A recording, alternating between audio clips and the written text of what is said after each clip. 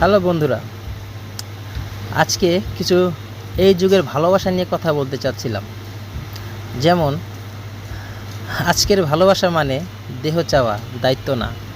ভালোবাসা বলার আগেই যদি হিসাব খুলতে বলে, সেটা ধোঁকা, ভালোবাসা না। তোমার দেহকে ভালোবাসা বললে জেনে রেখো, কাল সে অন্য কারো দেহে ভালোবাসা খুঁজবে।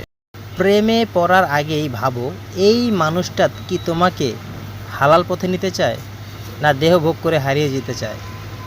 মেয়ে যদি নিজের ইজ্জত তোমার হাতে তুলে দেয়, বিশ্বাস করো ভাই, কাল সে অন্য কাউকে দিতে দ্বিধাবোধ করবে না।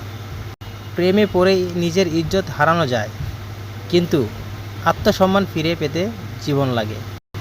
ভালোবাসার নামের খেলায় হারায় মেয়েরাও, ছেলেরাও, কিন্তু হারিয়ে যাওয়া আত্মাটা সমাজে কোনো দিন ফেরত দিতে পারে না। বিয়ের আগেই তোমাকে জীবন দেব বলা যত সহজ, বিয়ের পর তোমার দায়িত্ব নেব বলাটা ততই কঠিন।